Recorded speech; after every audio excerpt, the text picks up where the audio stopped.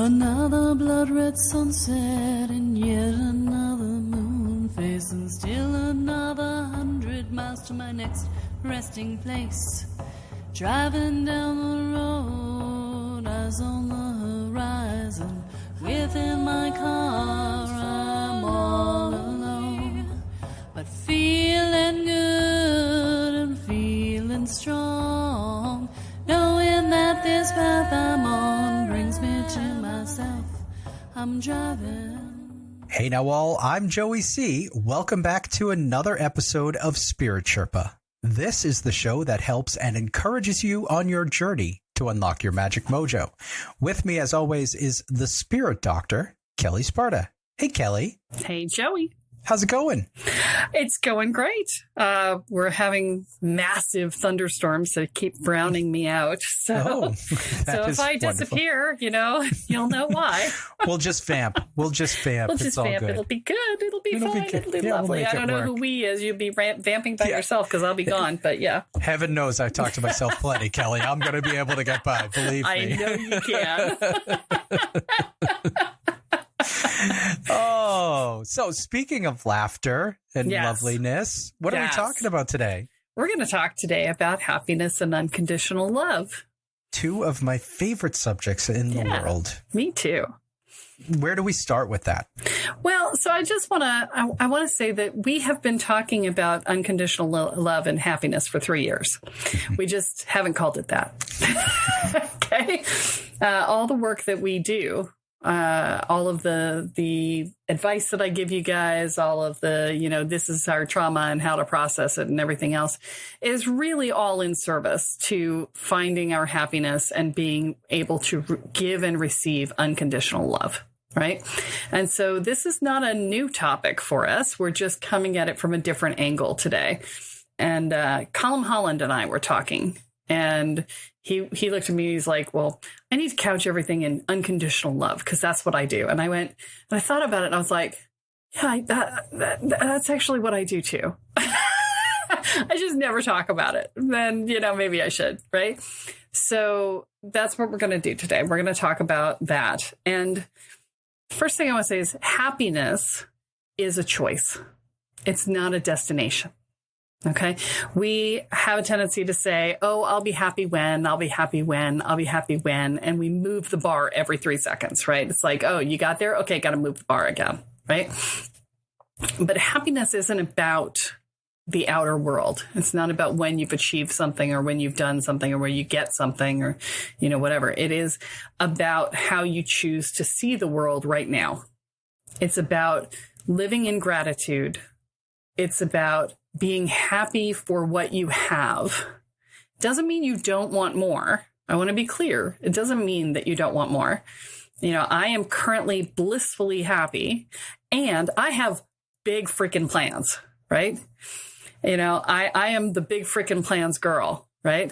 So, but not being at my end goal doesn't keep me from my happiness, right? And that's the differential, right?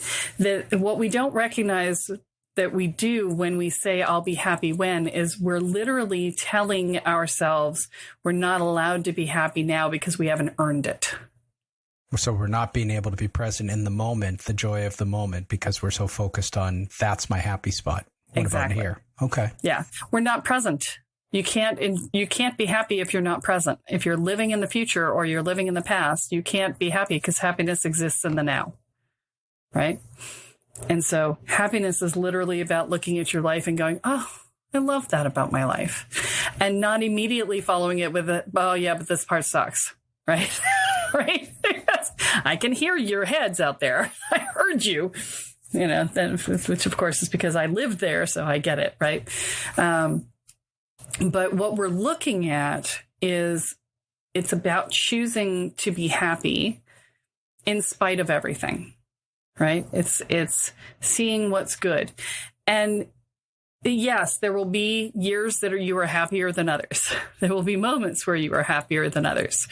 But as you choose your happiness, which if you're focused on it, what we focus on expands, right? So if you focus on your happiness instead of your misery, that is what expands. Because you choose more things that make you happy. When you are focused on your happiness and something shows up that is bound to make you unhappy, you look at it and go, no, thank you. Right? Oh, no, thank you. I'm good right here. Yes, this sounds great. That sounds awful. How about no? Right? And you focus on what makes you happy. But if you're focused on your misery and something shows up that's going to make you unhappy, you go, oh, yeah, I'm totally used to that. Yeah. More of the same. No fucking wonder. Right? Because you're already in your misery box. You're already like pulling through everything that has been horrible in your life and you're already focused on it. So what's one more thing? Fuck it. Right? Whereas, when you focus on the positive, you go, the opposite becomes dissonant, right? And it literally like grates up against you because it's no longer in alignment with where your focus is, right? So now this is not positive thinking to the exclusion of all other, right? That is not what I'm talking about here. I want to be very clear. Positive thinking comes out of this concept and then twists it in really fucked up ways, okay? When people go down the positive thinking path, they go down the path of the bright light and bunnies, right? Where everything is happy. And if I only focus on the positive, everything will be okay. That does not fucking work. I want to be clear. It doesn't fucking work. It is a way for your shadows to come and bite you in the ass, which we've talked about over and over and over again on this podcast. So the dividing line between what I said and the shadow side of positive thinking, because, positive thinking is what I was talking about, right? In its purest form, in its original state, that's what it means to be. But when you go into the shadow side, it becomes very tweaked. And so the differential is, am I being present to my pain? If I stop being present to my pain, then I have gone into the shadow side of the positive thinking, right? So you can say, I'm happy. So like right now, I am having all kinds of shit show up like everybody else because I've got all the old trauma surfacing with all the pandemic trauma that I talked about a couple weeks ago. And I am present to it when it shows up. Okay. I'm with it. I am present to it. I am processing it. I am doing my self-inquiry work with it and I am moving through it. I am not denying it. I am not pushing it away. I'm not ignoring it. I'm not pretending it's not there. Right? But I'm also not investing in it and going into it and going, oh, what was me? My life sucks. And oh, I'm so miserable. And oh, everything is terrible. And nobody loves me and everybody hates me. And I think I'll eat some worms. No, I am just being with what's true and allowing it to process through. Okay. I've got to touch on that. Because that is the finest of lines. That is the I'm not investing in it, but I am working through it is such a thin line that we probably need to touch on that a little bit. Yeah, I can explain to you exactly where that line is. Okay. So the line is I am making progress. I am being with the emotions and seeing what the underpinning story is and working through the story and unwinding the story and questioning the story. Doing Byron Katie's The Work is the best for sort of sitting with that, right? I'm working on the story. And the difference is working on the story or being in the story. If you are in the story, you are in your misery box. If you are working on the story, you are doing your work. So this is sort of pulling yourself out of the stuff. Yeah. Yeah. Okay. If you're in observer mode and you're looking at your story and going, well, that's my story. I wonder where that goes. I wonder where that comes from. Oh, look, I'm really triggered by that. That's very interesting. What is going on there that's causing this? But if you're in it going, ah! or wah! If you're spiraling or you're like spinning, then, you are having a problem and you are in your story rather than working on your story. And that is the difference between making progress and being in your misery box. Okay.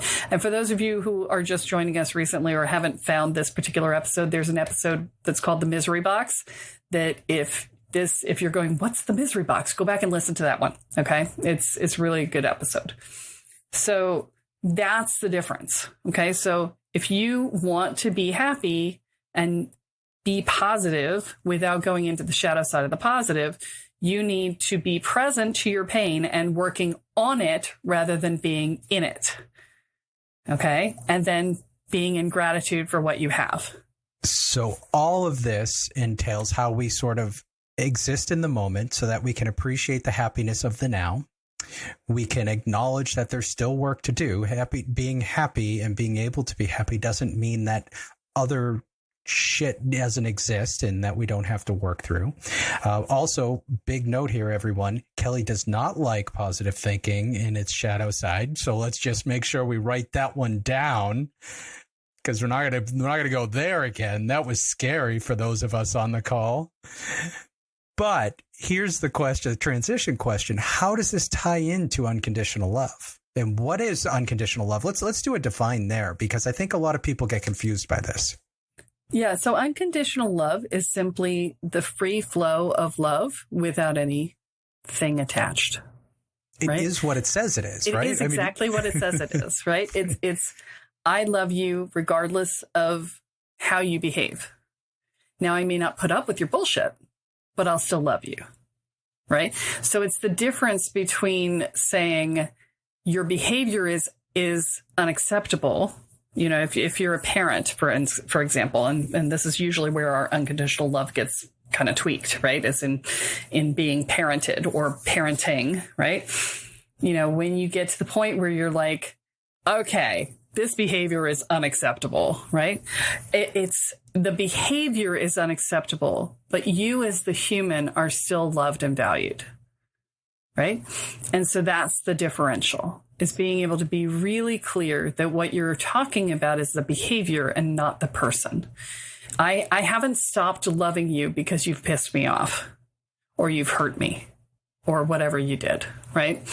I haven't stopped loving you. I still love you, right? And this is something that when Jeff and I were in the beginning part of our relationship, I would have to say to him is if I would get upset about something, I would say, I still love you. I'm not leaving you.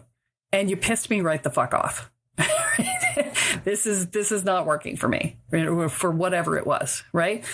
And so, you know, sometimes in our relationships, that can be a really helpful thing to say, especially if you have a partner who has abandonment issues, right?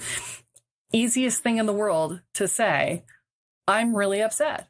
I still love you. I'm not leaving, but we have to talk about this. Right? And that can actually bring your partner to a place where they can actually hear what you have to say and process it, as opposed to not being able to and being in full defense mode, because they will deny and defend to avoid being abandoned. And if you say up front, I'm not leaving, I still love you, then that defense mechanism gets diffused, and now you can actually process, right? So unconditional love, most of us are really good at giving it, right?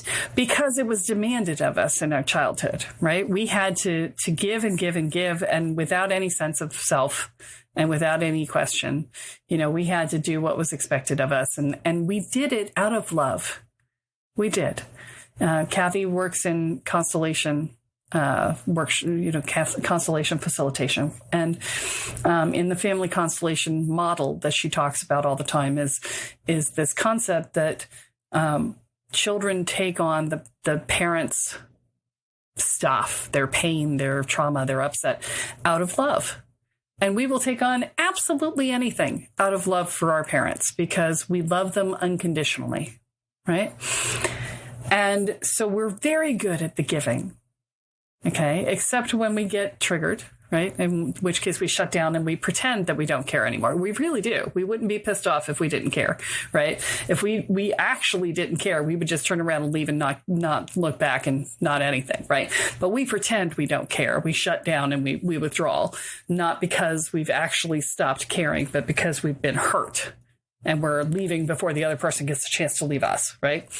Right. But we're actually not leaving. We're actually not withdrawing. We're actually not uninvested. We are super invested, just reacting, right? So, but the other side of the coin is the receiving of it.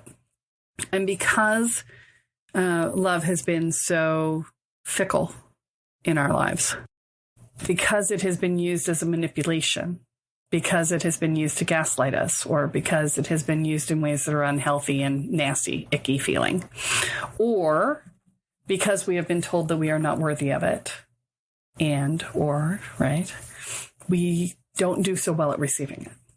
Okay. Which means we also are really good at giving unconditional love to everybody but ourselves. It is that crucial that we understand it, but our brains are so twisted when we start this process that it doesn't make any sense to us, right? We go, well, why would I be kind to myself? I would be a lazy bum on the side of the road doing nothing if I was kind to myself. I would be useless. Right. But that's not true. It's counter to your beingness. I'm going to tell you right now, if you were kind to yourself, you would actually be a better human, not a worse human.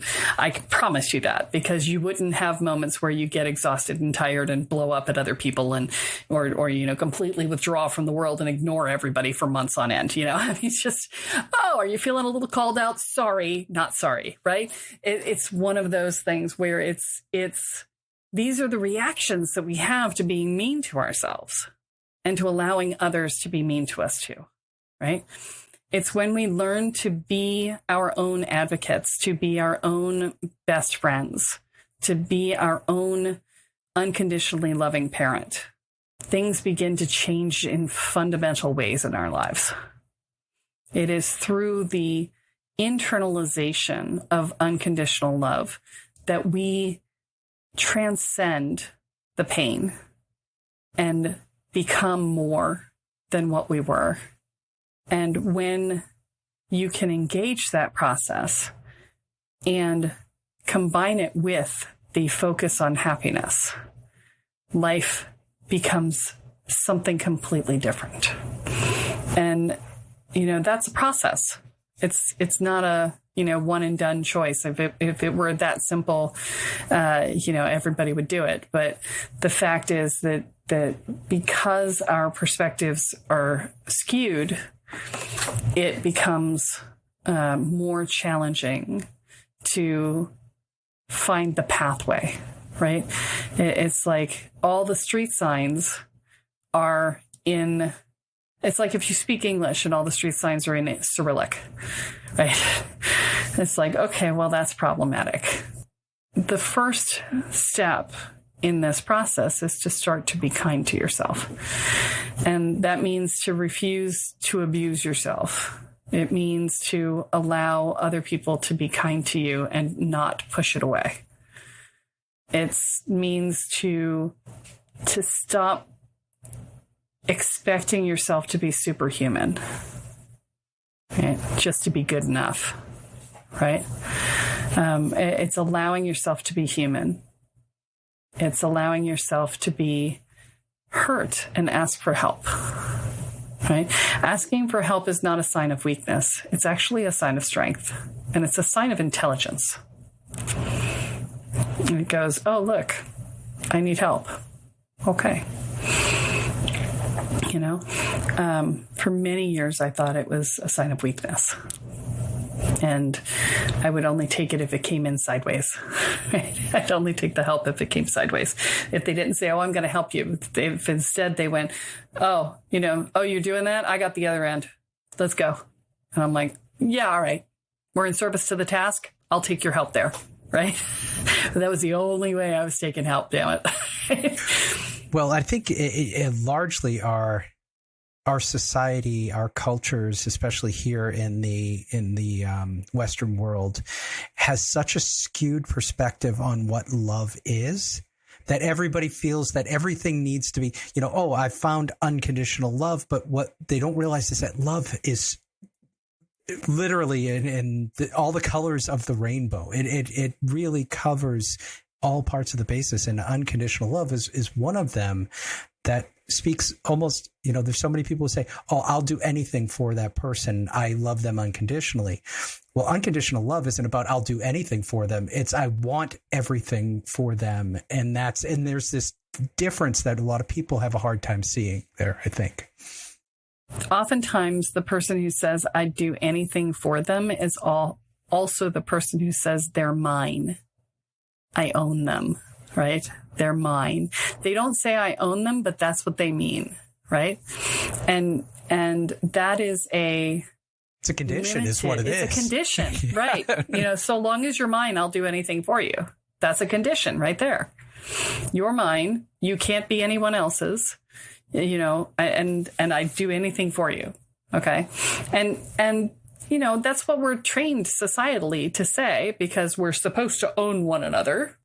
And that can be a wonderful love for some people. It can be a wonderful love. If you are naturally monogamous and that is something that you choose for yourself and your partner chooses the same, it can be absolutely wonderful, right? And it's not required. The key is to recognize that people are complex individuals.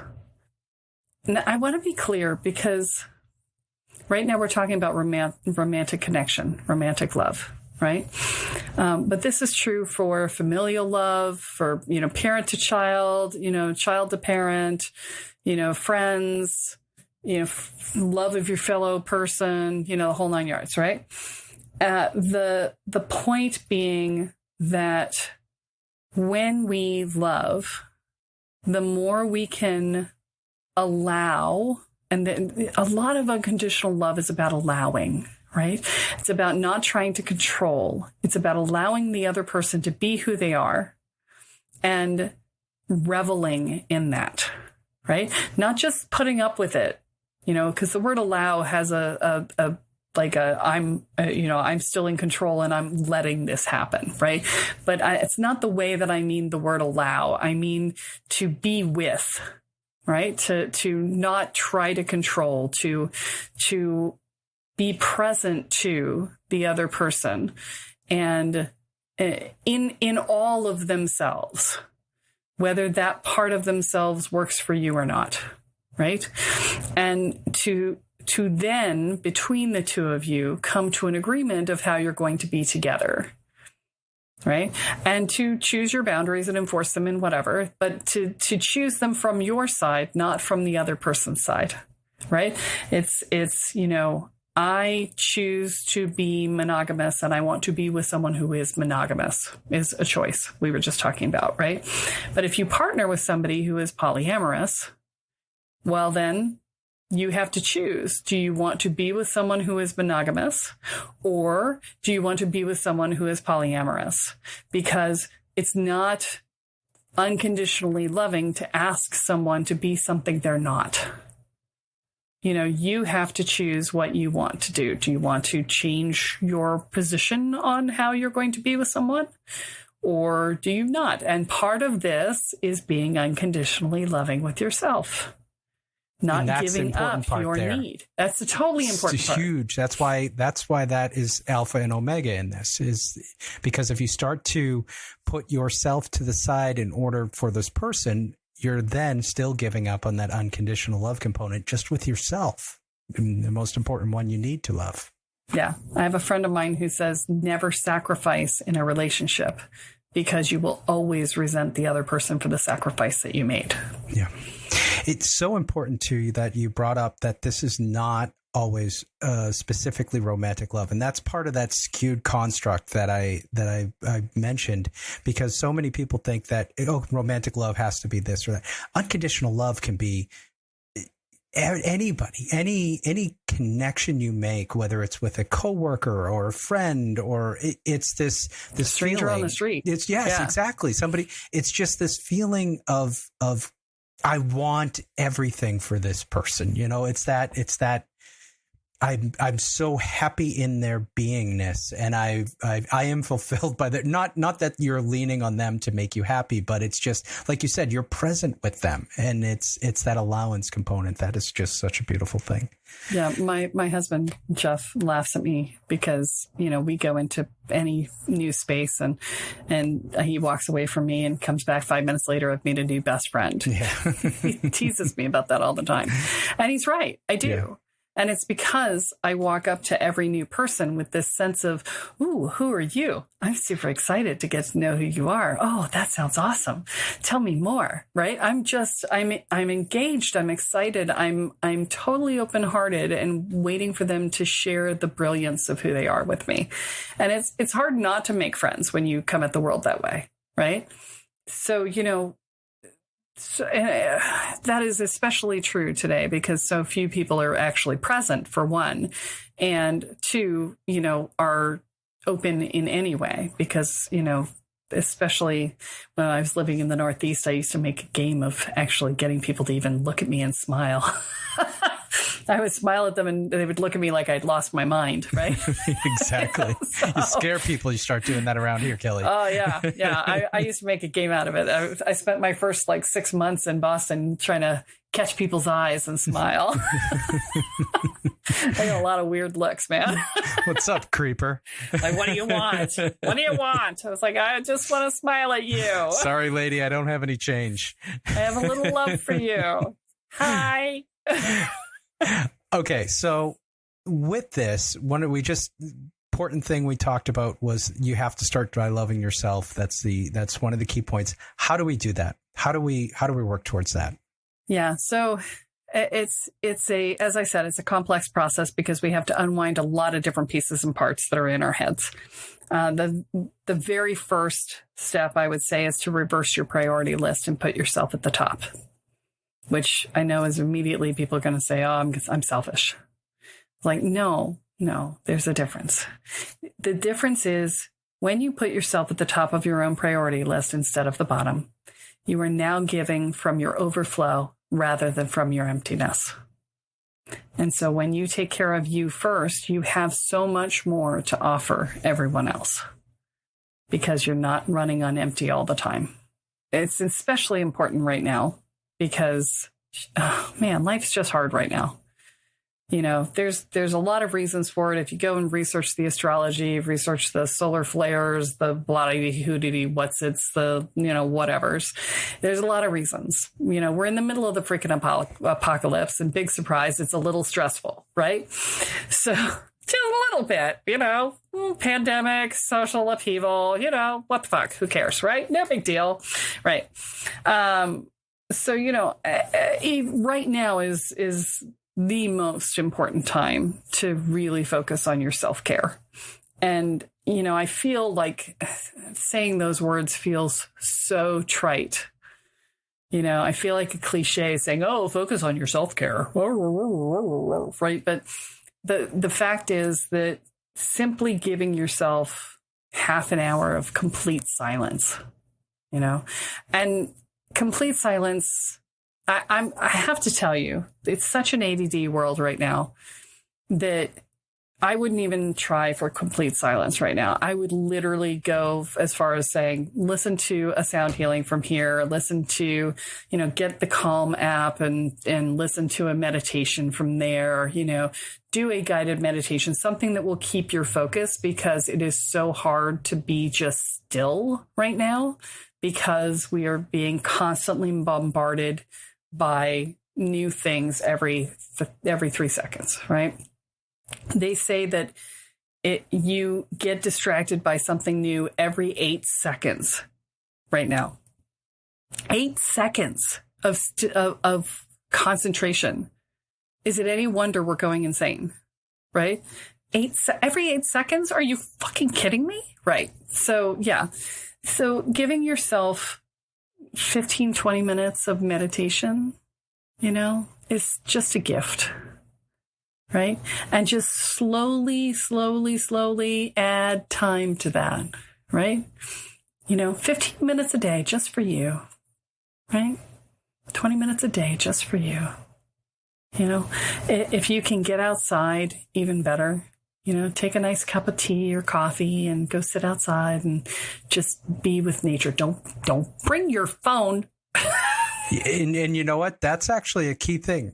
This weekend, I grabbed a cup of coffee and I did bring my phone, but I put it on Do Not Disturb, and I put on some music, and I threw my earbuds in, and I just sat outside with my feet touching the grass and I'm just like, I just need to connect right now because the world is spinning at an enormous rate, and I can take a half an hour to just do this. And I did, and it made such a difference. It made such a difference. Yeah. If you can do that and not pick up your phone and go into TikTok or, you know, email or whatever, then great. I can't. I can listen to the music if I leave my phone in a different location than where I am. Yep. And that's hard because I'm always connected. I am always what's popping up, what's going on. And it's like, that's where you have to sort of try to break that for just a couple minutes. That's your 15 minutes. Do it slowly and figure that out. And definitely put your phone on Do Not Disturb when you do that, because otherwise the notification will ring in through your music, which is irritating. Yeah. All right. So what can people do with you to start to work on this? You got to have a program or something they can jump into. Got it. This is what the Inner Peace 101 program is designed for, right? This is the beginning of the journey right there is Inner Peace 101. And so it's really designed to take you very quickly through this process. In the very first program, what we do is we deal with fear and anxiety and worry and dread and self-doubt and inner and outer judgment. And we build a foundation of self-support and courage, which all of those together build the foundation for unconditional love for yourself. As I said, it's a process.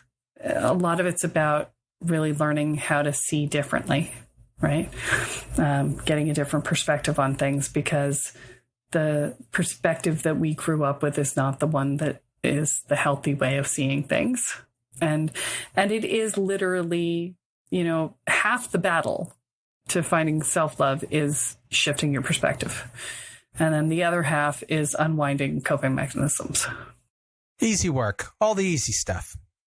Well, the hard stuff comes after that. So the hard stuff is when you start unwinding the buttons and the triggers. That's when you're getting into the shadow work, right? That's the harder stuff, but that's after the coping mechanisms and the perspective shift. Those are actually fairly, the perspective shift is hardest thing is like wrapping your head around it. It's like your brain goes, what? Up is down, down is up. What's going on? I need to reorient. My head hurts. Right. Yeah. It's that. But that's really the hardest thing about the perspective shifts. The coping mechanisms are they require a little more discipline for, you know, and practice. Right. But once you have the perspective shift down, the motivation for doing the work becomes easier, because you start to see things so differently and you start to feel so different that there's internal motivation to continue the process. And that just snowballs the more you do. You know, you're both building your proof that it works, and you're building your skill set to make it work faster at the same time. And then, you know, you get to be a spiritual growth junkie after a while. You're just like, give me more, right? Well, for this and all your other spiritual growth junkie needs, go to kellesparta.com and check out the program section for all the things. For all the things. Well, this has been a really fun conversation. I think it's funny that we are 3 years in and we're talking about what we've been talking about, but we're clarifying. We're clarifying as we move forward. And in terms of that clarifying, you know, Kelle's always saying, please share, let people know what you like about the podcast. We want you to rate and subscribe. Let us know what you're thinking. And you say all the time, when you go into those groups and there's something that might be relevant, you've heard an episode of Spirit Sherpa that might be relevant to a conversation you have, don't spam. But if it's something that's relevant, share the episode. Might be nice for someone else to be part. Yeah. And we'd appreciate it. No doubt. So, no doubt. yeah. All right. Somebody's done that recently because we just got a huge bump in listens in the last few days. So whoever it is, thank you. Thanks for the share. Thanks for the love. Thanks for the share. All right. So, Kellyism to wrap this up. Love yourself. You don't have to deserve it. You just get to love yourself because you exist. Nothing more needs to be said. Alpha and Omega. All right. That is all that we have for this week. But be sure to join us next time as Kelle adds another chapter into your guide to energy, magic, and the spirit world. I'm Joey C., here with Kelle Sparta, and you have been listening to Spirit Sherpa. So long, everyone. Bye. Each mile I travel over 13,000 now. Spirit Sherpa is the sole property of Kelle Sparta Enterprises and is distributed under a Creative Commons BY-NC-ND 4.0 license. For more information about this licensing, please go to www.creativecommons.org. Any requests for deviations to this licensing should be sent to kelly@kellesparta.com. To sign up for or get more information on the programs, offerings, and services referenced in this episode, please go to www.kellesparta.com. This episode of Spirit Sherpa has been produced by Honu Voice Productions, with post-production by Christopher Wright. Into my home and my